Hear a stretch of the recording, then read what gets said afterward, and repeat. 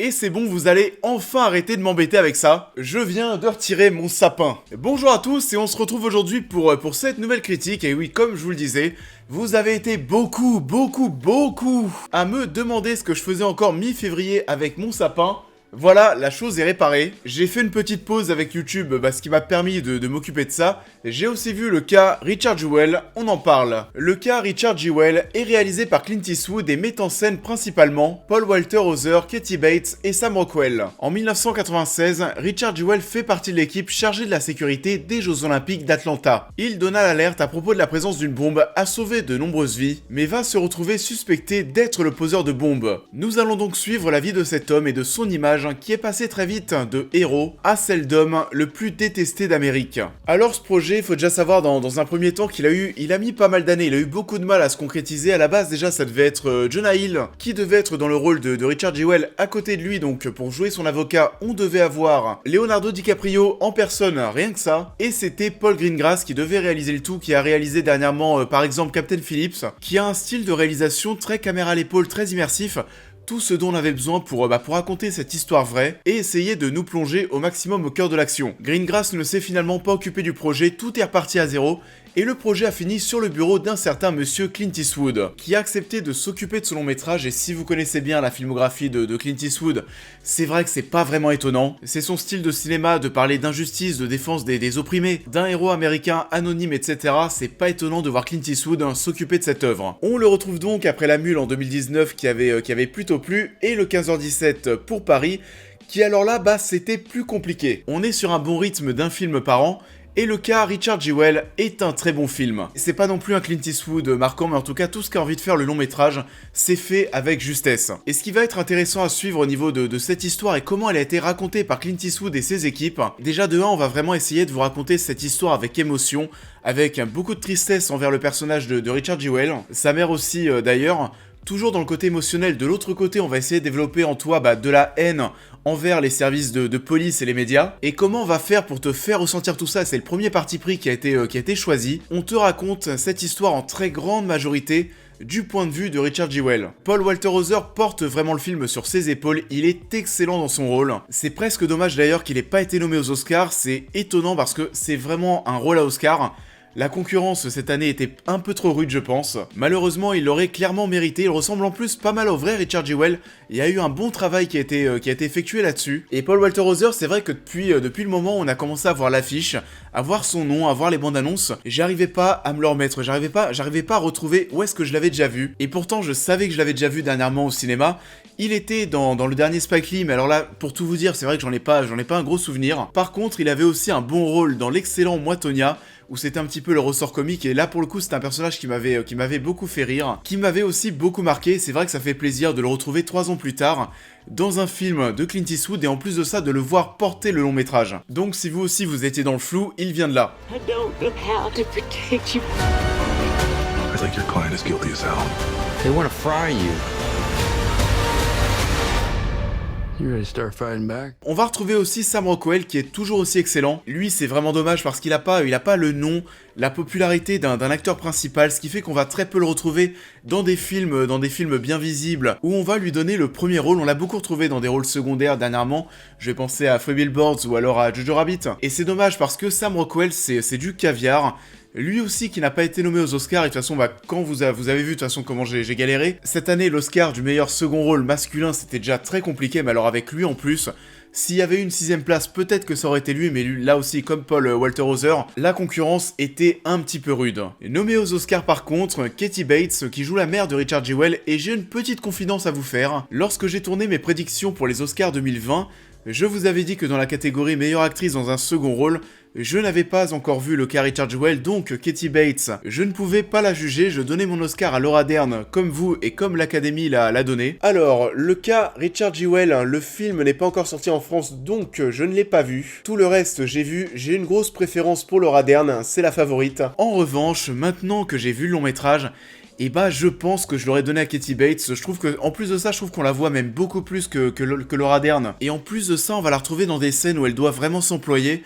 Je vais penser à une scène de conférence de presse, ou alors là, voilà, niveau émotion, ça va être assez fort. Et au final, je trouve ça, c'est vrai, assez étonnant que Kathy Bates ne l'ait pas remporté.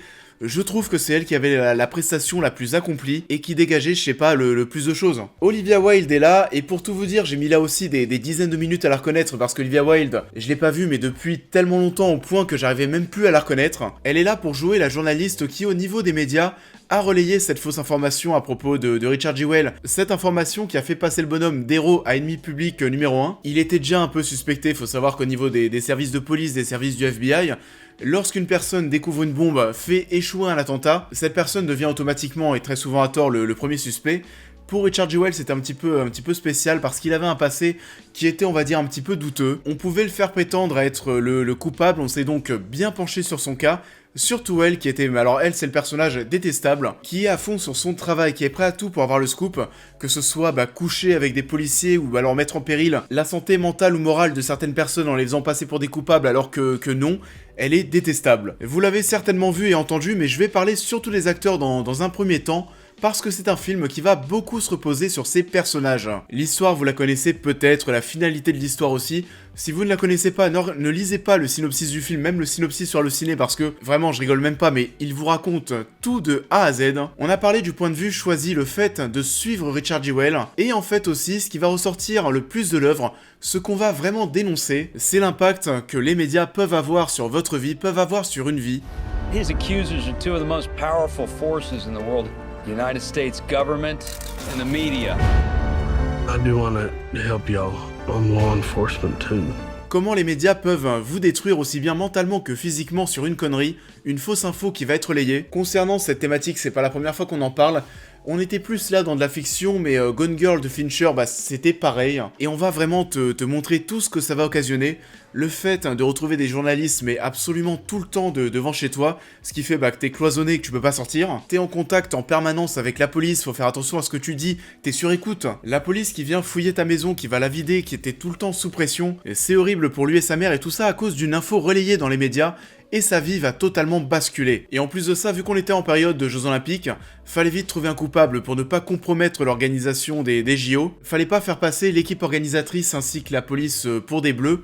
Donc l'objectif, c'était de trouver le coupable parfait au plus vite, du moins la personne qui pouvait le plus être susceptible d'être coupable, et lui faire porter le chapeau parce que la résolution de l'enquête, on l'avait pas, c'est horrible. Et en tant que spectateur, on va être pris dans tout ce délire, on va être pris dans cette histoire malheureuse, pris par le jeu des acteurs qui encore une fois est excellent, pris par cette histoire qui a un énorme degré de réalisme, que ce soit au niveau de la réal, des décors. On a cherché à reconstituer ce Atlanta de 1996, en commençant bien sûr par le parc où la bombe a explosé, qui a beaucoup changé avec le temps, et Clint Eastwood tenait avec ses équipes à refaire ce décor quasiment à l'identique, en se servant de photos d'époque ou alors de témoignages de personnes qui faisaient partie de l'équipe organisatrice. Et même si on est sur un sujet très sérieux avec une vision et une façon de raconter cette histoire très réaliste, on retrouve quand même des petites touches d'humour bien dosées qui font du bien et qui vont faire mouche, notamment grâce au fait qu'elles sont très inattendues.